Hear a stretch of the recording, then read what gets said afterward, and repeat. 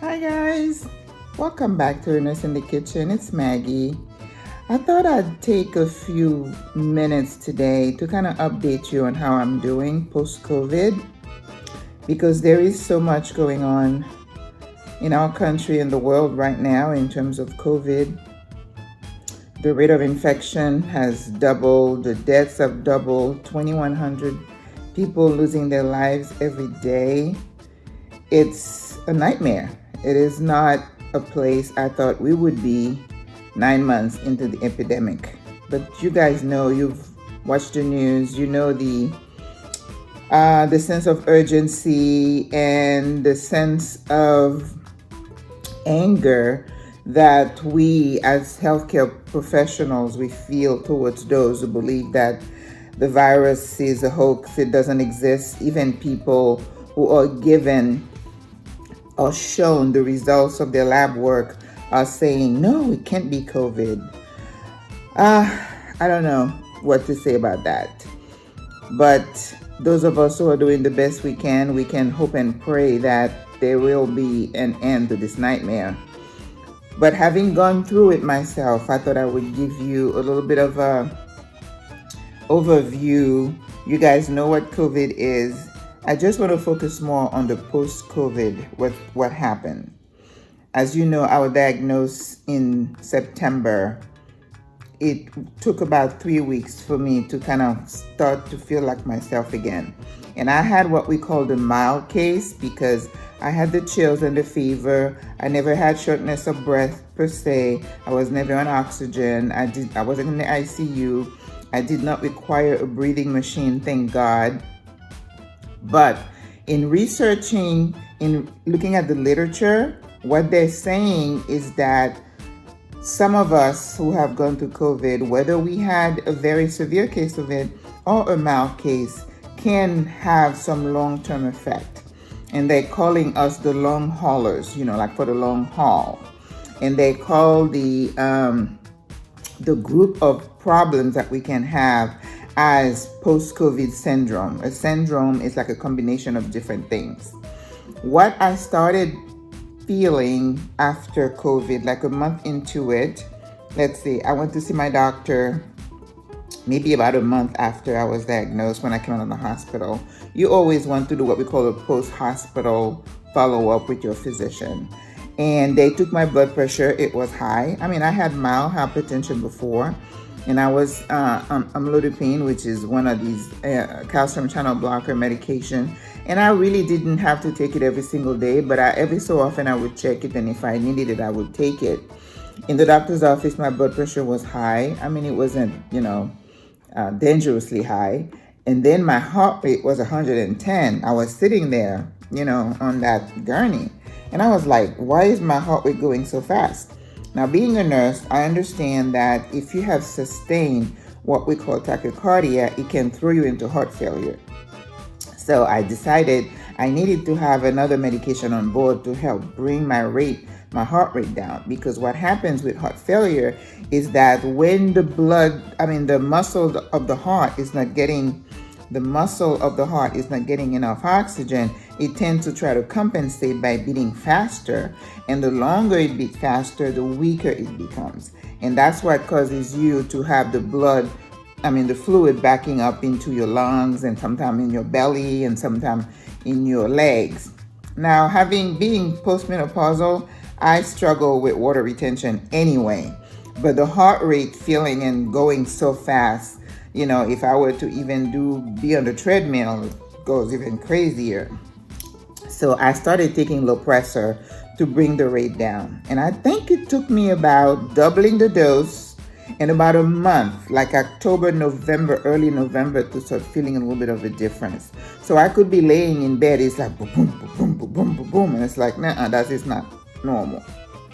So I started doing some research, and in the post-COVID syndrome, the kind of long-standing symptoms that they identify in our population, again, remember, It doesn't matter whether you had a serious case of it or a mild case of it. Some people, maybe you went to the emergency room, you were not admitted, or you were admitted like myself for maybe a day up to 3-4 days. Those are considered mild cases.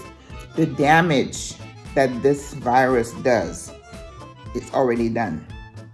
I remember when I first started having symptoms, I would tell my daughter, I said, I feel like something is happening here. It was like these little critters were inside my body doing whatever they were doing, which is damaging my body. So COVID-19 can affect your brain. You can have strokes. People get the brain fog. People just can't really process and they're kind of slow. And you can also have something called Guillain-Barré, which is a temporary paralysis. We as nurses in the ICU, sometimes we see people who have had a viral infection and then they just can't move for like weeks. Usually, slowly with therapy, they start feeling back into their legs and they can learn to walk again. But that's a dangerous thing. And no one has been able to explain what happens to cause your muscle not to work for a period of time. So in addition to that, they say also that having the brain fog can cause you to be at a higher risk for Alzheimer's disease and Parkinson's. In the heart, the cardiovascular system, they do imaging. They take pictures of the heart muscle and they realize that there is a definite change in the heart muscle structural damage, which they guess might be caused by prolonged inflammation. Because in COVID, you do have inflammation throughout the entire body. And that's why they put you on dexamethasone, which is a steroid, to try to reduce the inflammation. So they're thinking that the damage to the heart muscle could be due to that prolonged, what we call myocarditis. The other thing that happens in the cardiovascular system is that your blood tends to thicken. And when your blood tends to thicken, it tends to clump. Then you're more likely to throw clots. Clots in the brain causing strokes, clots in the heart causing you to have a heart attack, because a heart attack is just like the blood vessel is just blocked by a clot, so that the muscle that depends on the blood from that artery is not getting fed, so that tissue is going to die. That's what a heart attack is, okay? And then you can have it throughout the rest of your body. You can throw clots in your legs. We call those DVTs. There is a young lady I was reading about. She was, hospitalized with COVID, was in the ICU for weeks. She recovered, but her fingers got all black from lack of blood flow. They were gonna have to amputate. Oh my God. Okay, so this disease is nothing to play around with. Okay, in your lungs, we already know this is the system that is the most, damaged and affected. The little small alveolar sacs that causes your lung tissue to expand, that lining is damaged. So when you cannot expand, there is no good gas exchange. It just creates a cascade of problems for you. So you're going to be prone to pneumonia. You're going to probably be prone to the flu, any kind of other kind of pulmonary infection. You could probably have pulmonary hypertension. You can have pulmonary fibrosis, which means you have scar tissue in the lungs. Bad news, okay? In the kidneys get affected because, your brains and your kidneys are the organs that takes the most oxygen from whatever is pumped out of your heart. So if you have multiple little clots forming everywhere, it causes multi-system damage. So the kidneys can get affected. Right now, I'm no longer working in long-term care, which is an area that is really affected by COVID. I'm mostly in the hospital. And let me tell you, the picture in the hospital is not pretty. Seeing these people with like 10 different pumps and IVs and drips and everything going. They have the breathing tube. You have to put them on 100% oxygen, FiO2. It's ridiculous. Then you're watching the kidneys, the urinary output starts decreasing. Then you're seeing that the whole urine is looking really dark and brown, and the lab values are starting to increase which is a wrong thing. You don't want them to go high. It's a multi-system attack that this virus does. So what I want to tell you guys is, yes, I got COVID, even though I felt like I took a lot of precautions. It could be my age that put me at risk. It could be the mild hypertension that put me at, I don't know. But all I know is that we don't know who's going to get COVID and how bad it's going to get. I'm not here to preach. I'm not here to get into the political discussion as to mask, anti-mask. Today, somebody sent me something about some physician talking about the vaccine and how certain proteins were left out and that it's not safe. You're going to get it. Personally, I don't know. I'm on the fence about this vaccine. I felt like it was rushed through. I don't know how safe it's going to be, whether I'm going to be required because of my job as a nurse to take it. I don't know. Now I've had COVID. I'm not sure whether I have immunity, whether I can get it again. I'm still very careful. I'm taking all the precautions. I could say I want to leave nursing, right? Because I think healthcare workers are really at a high risk for this virus. So I wish I could retire right now, but unfortunately I can't. But I want you to keep in mind that if you had COVID, you're not out of the woods, okay? You have to be vigilant about how you're feeling. If you start, because some people have prolonged, they say like 3 to 6 months, sometimes it's longer, that you fatigue. I don't have the brain fog. I can't say I'm unusually fatigued, thank God. The only thing I noticed was the increased heart rate, and I took care of that.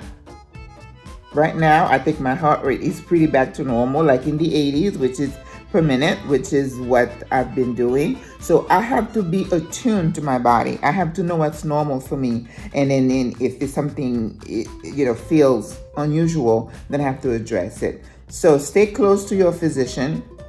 Have your regular visits. Don't ignore your symptoms. I personally don't feel like I'm someone who wants to do everything to stay alive. I don't want to be on a breathing machine forever. I've lived my life. God has been good to me. And if it's my time to go, it's my time to go. But be aware that just because you had COVID, it's not like when you have the flu, you recover and then everything is hunky-dory. This is not that kind of virus that we're dealing with right now. This virus is designed to kill. This virus is designed to destroy your body.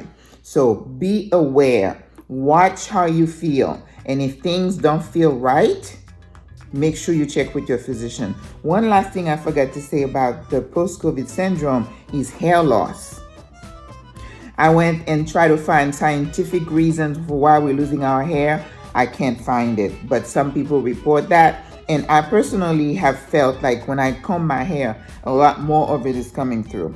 What I've read is that they think it's just related to stress, because if you go into a lot of stress, you tend to lose your hair. So remember, fatigue, cardiovascular problem, respiratory problem, increased thickening of the blood, which are at risk for clots, and then kidney damage. So this is the little thing that I used when I was in the hospital.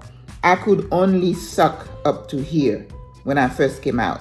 And now I can go up to 2,000. So I thank God for that. So this is just a little bit of update, you guys. I feel good. I'm back at work. I have a new job. I'm excited. And I am very grateful. Please do your part to help us control this deadly virus. Thank you. I love you guys. I just wanted to touch base with you. Au revoir. À la prochaine.